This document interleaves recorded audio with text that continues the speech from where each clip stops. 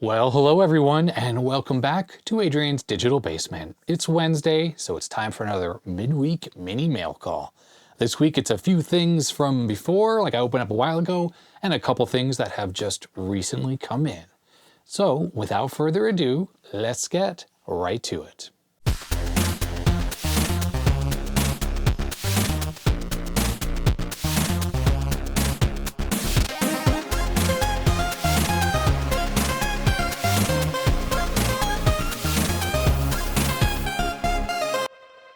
Before I get started, I'm just going to talk about a candy package that I received from another YouTuber, and I just want to show something funny that happened. So a number of months ago now, I received a package from Ron at Ron's Computer Videos. He's another YouTuber, and in the box was just a ton of Haribo candy. It was all the US variety, so nothing particularly unique or anything like that. And since I'm not really doing candy reviews or whatever, I'm not going to show that specifically.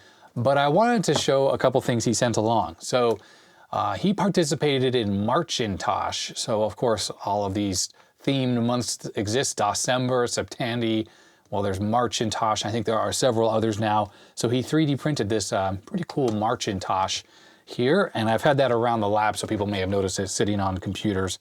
He also printed out this, which is the Happy Mac icon from when a older classic Macintosh starts to boot. It's kind of cool, it's 3D printed. But of the Haribo that Ron sent, something kind of hilarious happened. We had an incredible heat wave in Portland. I think it was back in July, where we hit ridiculous temperatures, 116 degrees. Well, I often keep candy in the car because in case I have low blood sugar while I'm out and about, I need some candy. And Haribo is a perfect thing to keep in the car. It generally stays fresh for a long time, you know, there's no issues. Well, this is pretty hilarious. I had a bag of Haribo that Ron had sent in the car. It was parked out in the sun for a little while, and when I came back, the Haribo had turned into a solid mass. So the bag is unopened, but there's now just one big solid mass of Haribo peach at the bottom of the bag. So I figured I'll open this up and give this a taste test. I'm cutting the top of the bag. I mean, is that gonna even do anything? I don't even know. I think it's very, very stuck to the plastic. Let's cut this a little bit lower down here. So there it is, melted Haribo. And I'm not quite sure if this is going to be edible. I mean, I'm sure it's safe to eat. But how am I going to get it out of the plastic? I'm going to cut this a little bit and try to extricate this. There we go. All right, and there it is.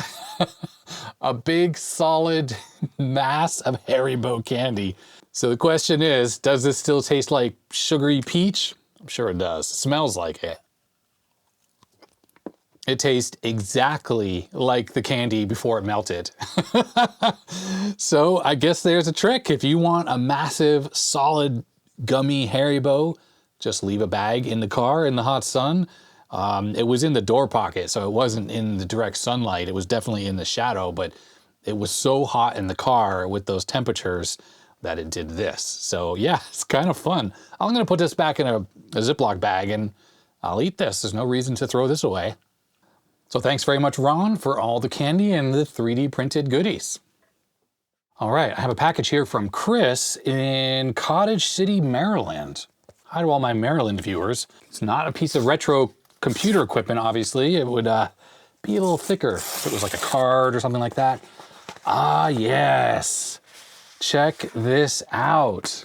Chris is one of my patrons, and he reached out to me and he said he was gonna make some stickers for me. Something that I could stick on the back of a computer while I was doing a quality check. Like say it was something that I've validated as a working machine. So they're pretty darn cool. I think they're vinyl and they're printed on, so the printing looks really nice. And the fact that it's vinyl has that dark back to it, and these don't feel like paper because they definitely stretch. Sorry, Chris, I just ruined one of your labels, but it was in the name of testing, right? Also, what's nice about vinyl labels is that when they're stuck on something, they're actually pretty easy to come off because they don't tear as you peel them off. That's the biggest problem about paper labels that I absolutely hate. So this is pretty sweet. I think Chris told me that he would make me some more of these. He sent me 3 sheets, so there's a large number of stickers, probably far more than I would actually ever need. I think I can probably give him some feedback on the labels though, and probably my only feedback would be if the logo was on top of something that was a little darker, like say the label was a grayish color, that way the white of my logo would show up a little better. This is a PNG file with transparency, that's the one he used, but the white section here, there's a little bit of a line, but it's kind of hard to see. So if this were a gray background, just a slightly gray background, that would be pretty awesome. Then the white part would really show through. Now the whole idea was it was going to be like a QC pass, like as if some kind of inspection was happening, but maybe it'd be cooler to say inspected by me, because it's not like everything I look at is working perfectly after I'm done with it. Sometimes I'll fix certain things and, you know, I don't always need things to be perfect. I just like them to work. So inspected might be kind of cool. So I'm going to reach out to Chris and let him know. And maybe by the time this video comes out, I'll already have a new set. But anyhow, these stickers are pretty darn awesome. I'm gonna start sticking them on everything, like leaving my mark. So maybe there's gonna be computers out there in the world that will have my sticker on the back. Evil laugh. Okay, we have a package. It's thin, it's Priority Mail Express. I wonder what's in here. This comes from Charlie Bucket in New Hampshire. Let's see what Charlie has sent along.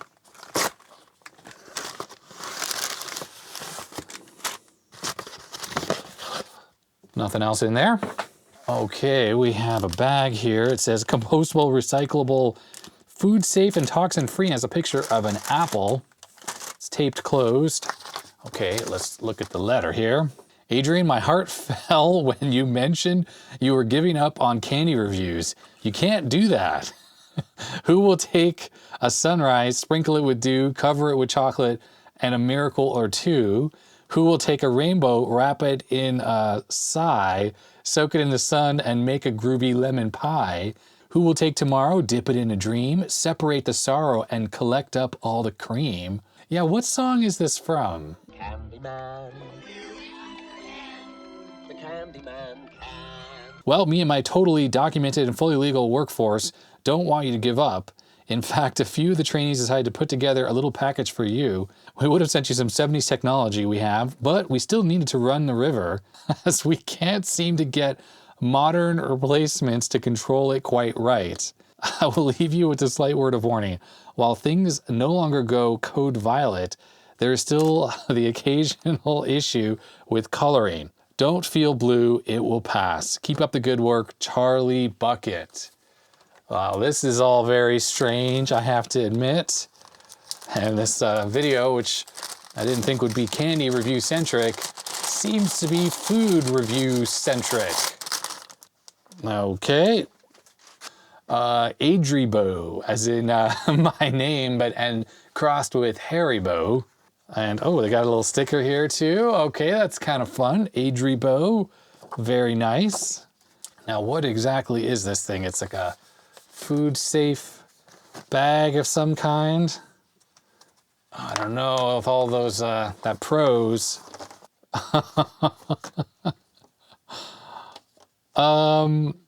Okay. I guess this is my logo? I guess.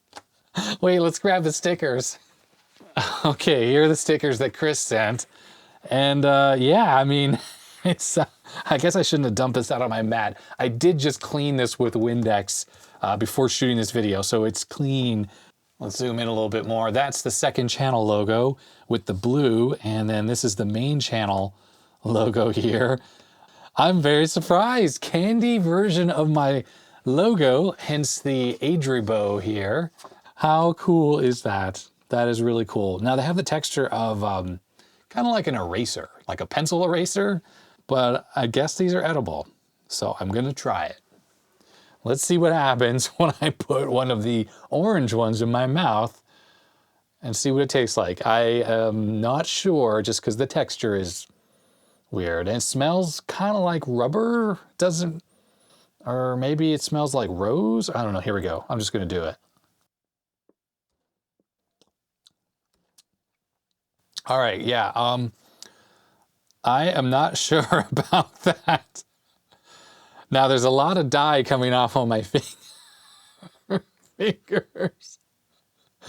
Well, are these supposed to be edible? I mean, look at this. I gotta make sure not to get it on the anti-static mat because it's just gonna get everywhere. But yeah, I don't think these are edible. I mean, I don't know. It didn't taste sweet when I put it in my mouth, and the bottom really, really does taste like a piece of rubber. So I don't think these are actually edible. I think they're just funny. I mean, look at this. Okay. All right, I washed my hands and it mostly came off. I mean, they don't feel sticky or anything, but the dye. All right, well, Charlie, thank you very much for the things, whatever they are, the logos in rubbery form, whether they're edible or not, I don't know. Thank you very much. It's very interesting. It's very interesting. All right, we have a package here. It comes from K-Lab in Tacoma, Washington. Tacoma is just a couple hours north of Portland, in the car that is. We have a note. This comes from Chris. He says, very much enjoy your program. Here are a couple items you may or may not enjoy. The video test generator has been getting passed around the Pacific Northwest Tektronix enthusiasts for some time, not unlike the proverbial holiday fruitcake. So this is like is it a test generator that no one wants?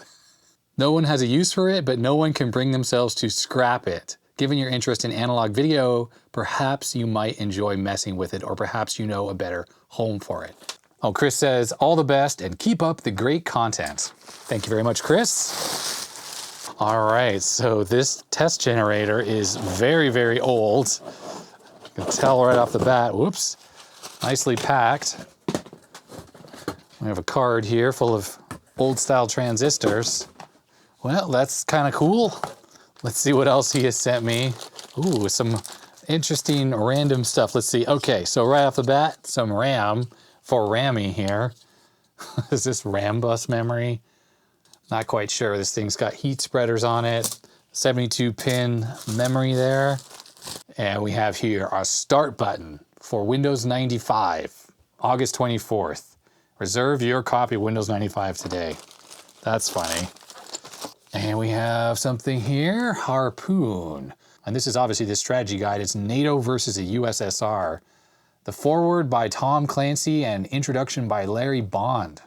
And then Chris has included a plethora of processors here. And we have a couple EEPROMs here, BIOS chips. All right, excellent. Thank you very much, Chris. Let's take a look at this random stuff on the bench. All right, so let's take a look at the stuff that Chris sent. Now, unfortunately, it's been a little bit of time since I opened this. I was going through my log of mail call items, and I wrote down that Chris had sent EPROMs and RAM as well. Well, I can't find that in my boxes of mail call stuff that I haven't shown on video yet, which, well, actually, no, there's some RAM right here. So EPROMs, I must have, oh, they're right here as well. Okay, never mind. I was under the assumption, I honestly don't remember. It's been such a time since I opened this. I thought there were more, and I was about to say that I used them because I've been using a lot of EPROMs lately, so sometimes I have to break into the mail call items and use stuff up. All right, let's start with this book here. The Battle Book, Official Strategies and Tactic Guides for the game Harpoon. I can't say that I've ever played Harpoon, so I don't know about the game at all. It looks like it's a DOS game, judging by the screenshots there. Looks like this company put out the first version of Harpoon in 1981. So a brief history of the Harpoon game system. That kind of gives me the idea that this was not just a computer game, but potentially like a paper-based game as well. And indeed, it says here that it's a computer simulation of Harpoon. So I am curious if you ever played any of the versions of this game. I'd like to hear about your experiences, because I certainly don't have any. Okay, so let's see what else he sent here. So an official Windows 95 launch button. That's pretty cool. Reserve your copy of Windows 95 today, August 24th, 1995. Really good condition as well. And it wasn't that long ago the viewer sent in a copy of Windows 95, a boxed copy. So it's kind of cool to have this little memorabilia there that goes with it. I think Windows 95 was the most popular software launch ever, or at least at that time. Like, just so many copies were sold. Probably nowadays, video game sales probably blow it out of the water, although I don't know. I'd be curious if that's still the case, if this was still one of the biggest releases ever. Okay, and we have some RAM here. Is this a RAMBUS or something? It's 512 megs, and I love that it gets so hot that it's telling you not to touch the heat spreader here, which is on both sides. This has got to be RAMBUS memory. The fact that there's no pins in the middle here and this heat spreader is so significant, pretty sure that's what this is. And this is not the first RAMBUS that's ever been sent in on the channel, but I do not have any computers that can use RAMBUS. And don't worry, I'm not asking for anyone to send one in to mail call. It's not really my thing. I think RAMBUS was such a curiosity, was such a flop. Although, if I'm correct, RAMBUS memory was used in the Nintendo 64 game console. I think that's the case. But in computers, it was just such a flop. It had very high latency. It just, you know, the other memory technologies very quickly blew past it. We have a 4 meg by 36 sim here. Nothing much to report there. We have a couple EEPROMs here. They're just stuck together. There we go. Phoenix BIOS on this one on the right. Also on that one on the left. And these are electronically erasable. So you don't need to use the UV light to erase them. But unfortunately, these only work on much more modern computers. In fact, I wouldn't be surprised if whatever this RAM came out of, maybe it was a Pentium 4, also used these types of ROM chips. Definitely none of the retro things I work on uses these. But that's not to say these are useless. I can still use these. I just need to make adapters to use them. In fact, I think I very recently used, what was it, like an EPROM in the Apple II GS. It's like a 256 kilobyte EPROM. And it's quite possible that that's what these are. And of course, I don't need to use the UV eraser, so it's handy. Just the pinout's not going to be compatible with anything that I have. So, like I said, adapter will be necessary. Okay, we have some CPUs here. So we have the good old Motorola 68040 RC20, which, if I recall, the RC is the full version. This is not the cheapened version that has no math coprocessor in it. This is the real deal, but only 20 megahertz, and the pins took a beating in shipping. Although that's not that severe, I can definitely straighten that out. And I think I have like one extra one of these chips, although, like I said, 20 megahertz is on the slow end, but it's still helpful to have these. You never know when I'm going to need one. All right, and we have an Intel Pentium processor here, MMX technology. The pins on this chip also took a beating, but that is still fixable. It's not like it's irreparable damage. Pentium with MMX.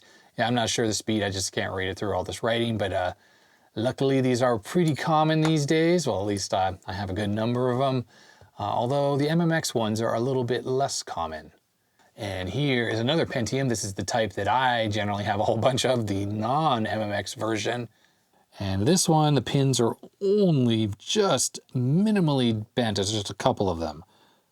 I'd have to look that up to see how fast it is, but it's almost certainly like a 120 or a 100 or a 133 or thereabouts. The PC test bench that I always have out, the one that has PCI slots, that has a Pentium chip very much like this. It's a 133, but it looks exactly the same. And we have a couple more chips here. So one is the Cyrix 686, 3.3 volts or 3.52 volts, 120 megahertz. And this is also a Pentium compatible processor here. This is the AMD K6-2, 500 megahertz.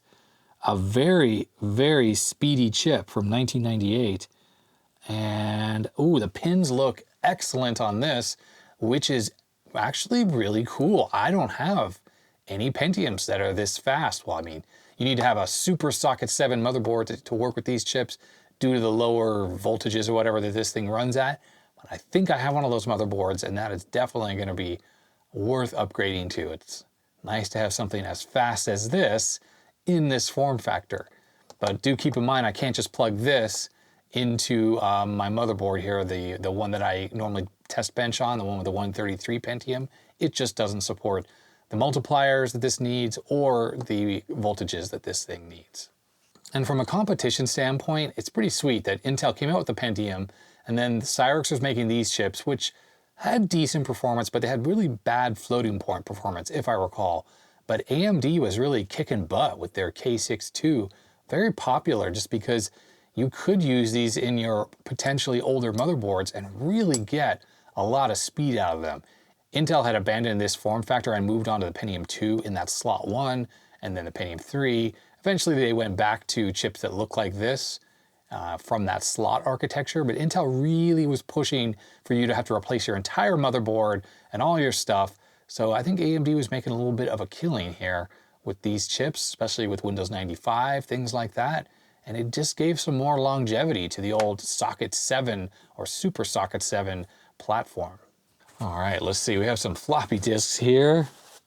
Oh, so this is actually Harpoon, 1.2 megabytes. So EGA 640 by 350 graphics. That is actually kind of cool. There aren't a lot of games that run in that resolution. So that's pretty neat to have. Well, it's a copy. It's obviously not an original of the game, but I should boot this up and give this a quick try on the 286. Well, I powered on the old 5170 here to check out these disks, and I realize here that there is no installer disk. We have disk 2, 3, 4, and then this is like the scene editor, and these 3 disks is the North Atlantic Convoy, and that's it. We don't have disk 1, which would have the installer on it. So I can't really use these. It'd probably be too slow. Oops, there's no disk in there right now. I put 1 disk in there and it read no problem. It might be too slow because this is a 6 megahertz machine. In fact, this bag here has the motherboard with the overclocked 10 megahertz 5170 in there. So I do need to take this computer apart, which I just haven't gotten around to, and swap out the faster motherboard to get a little bit of a speed boost on this machine, because it is just a bit too slow to play a lot of games. So that leaves us with the test pattern generator. Let's see if this thing still works. Just look at these transistors. Look at this construction. It's so nice. So as I had mentioned, this device would have surely been made here in Portland, Oregon. This is where Tektronix did a lot of their manufacturing for a very long time. CRTs, oscilloscopes, things like that were all made here. So it's pretty funny, this thing kind of went full circle. Who knows where it's actually been to make its way all the way back to Portland. Now, what am I gonna do with this thing exactly? I don't know, because I actually have a modern Tektronix signal generator. It's sitting over there on top of the Sony PVM. It's right here, the Tektronix TSG130A multi-format signal generator. I picked this up off eBay a while back. I use that thing all the time because it outputs a perfect test signal. It's digital, obviously, in there. It supports RGB and all sorts of different video outputs. So something like this one, that's definitely not gonna be perfect. It's gonna be very analog, and it probably needs a lot of calibration and who knows what. And this would have been originally in some kind of a chassis, hence this form factor here. So it would have gone in just like this, probably in this rack mount thing, maybe had 2 of them sitting next to each other, or little vertical units that sat next to it. Hopefully the camera can focus on this here. We have the 0670601-00 calibration fixture television test signal generator. And we have composite video output right here. We have a composite sync output also right here, and RGB or YRGB display. And I assume that's on the back because there's just this one output here, which I don't think is RGB, unless back in the day they knew something that we didn't. And there it is, Tektronix Inc., Portland, Oregon, USA. And look at that old Tektronix logo there. It's pretty awesome. And everything is very chunky and all the switches work well. It feels really nice. And it does say here CCIR System M, so this is the NTSC. That's just a screw there. Line and field rate 525, 60 Hertz. That is NTSC as well. And on the back of the unit here, there is a regulator of some type here. Looks like a voltage switch. We have IEC mains input, a fuse, and what I assume are the RGB outputs. Unlabeled anymore though. There probably was a label back here at some point. And one thing, this thing has the smell of cigarette smoke. It's got the nicotine glaze going on. All right, well, you know what? Let's go for broke and power this thing up. I'll hook up an old monitor to it and we'll see if it actually works. And actually, now that I think about it, it's probably better to hook this up to it in case this thing blows up whatever's plugged into it. And if I blew up this little monitor, I mean, it wouldn't be the end of the world because they're plentiful, they're easy to get. It wouldn't be like blowing up a rare Sony PVM or a Commodore 1084 or something like that. All right, I'm gonna place the monitor there. It's set to the AV input. I have the video cable with a coax adapter on here. This takes IEC. Let me just check the voltage switch. Whatever label existed on this voltage switch is gone, so you can't tell if it's in the right position. I'm just gonna have to turn it on and see what happens. I mean, if it's set to 240 volts, worst that's gonna happen is this thing will get half the voltage because it's a transformer right here. If it's in a 240 volt country and you have it set to 120, well, things are gonna blow up. So it's a little bit safer to do the wrong thing here in the US. Okay, the video output is connected to the front composite output, and I have amplitude and the average picture level set to the middle because there's no detent or anything on here, so I have no idea what the right setting would be. I'm gonna put this down on the table and I'm gonna hit the power switch and we'll see what happens. And I'd say nothing. Nothing is happening at all. So this thing has a pilot light on the front and it's not even lit. So it's like it's totally dead. And the power is in there. Oh, the fuse holder is not tight. Okay, let me tighten that. One sec. Here we go. Nope. You know what? Maybe there's no fuse in here at all. There's no fuse in the fuse holder. So in my mind, that means that at some point this thing blew up. Although maybe that just means that someone pillaged the fuse as well.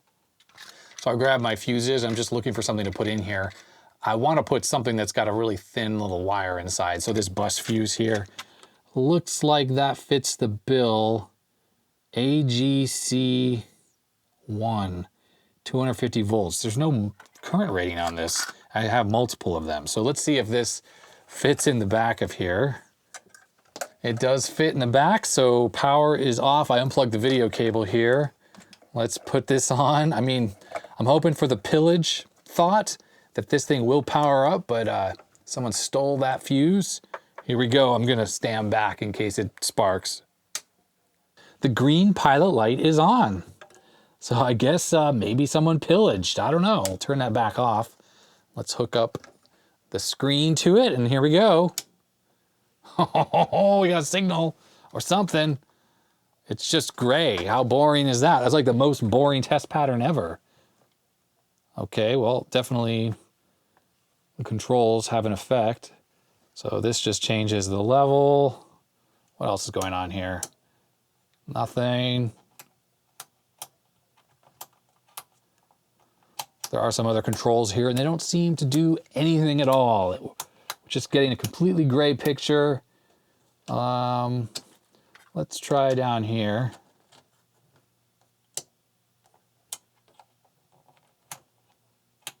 I plugged it into the sync output, so we're just gonna get composite sync. So the monitor will sync up, but it's just black. That is completely expected there. And let's just go back to the composite output on the top. There it is with that gray output. So the only thing that seems to work is the average picture level. That's rather boring. I was hoping for something a little more interesting, but to be honest, that might be all this actually does. Maybe this just outputs a gray signal and that's it. How boring. There's a lot of transistors on here to do just that. Yeah, so I've done a little bit more fiddling, and no matter what I do, just outputs the gray picture, and that's it. On the RGB output on the front, which I would think maybe would be some kind of a composite color signal, nothing comes out at all, nothing. But it does do something, it shows a sign of life. If anyone has any thoughts about this or has used it before, I'd definitely love to hear it. But yeah, as I said, unfortunately a piece of test equipment like this is just not something I can use because I have my much more functional Tektronix test pattern generator right up there. Anyhow, that's going to be it for this mail call video. Thanks to all the viewers who sent stuff in for this episode and all the viewers that have sent stuff in that I haven't gotten to yet. There is still a ton of stuff to get to. Big thumbs up if you like this video, but a thumbs down if you didn't, and hit that subscribe button. And don't forget to check out my second channel if you haven't already. I put videos up there every week. Some interesting stuff, a little bit more off the cuff than this one. I mean, not that I shoot any of my videos scripted, they're all off the cuff, but it's even more off the cuff on the other channel than it is on this one. And then if you want to become a patron, you could do so below. The names of all my patrons are scrolling up the side of the screen. A huge thank you to them for all the support. It means a lot. YouTube revenue lately has been in the toilet. Views and revenue is all down, probably because I'm not gaming the whole thumbnail title thing like you have to, swapping out the thumbnails constantly to try to figure out which one is the most viral and having those like expressions and all that stuff. Unfortunately, I'm too busy to do that stuff, so I really can't explore those options. Not to mention I have like no artistic ability when it comes to coming up with creative clickbaity thumbnails. Anyhow, that's gonna be it. Stay healthy, stay safe, and I'll see you next time. Bye-bye.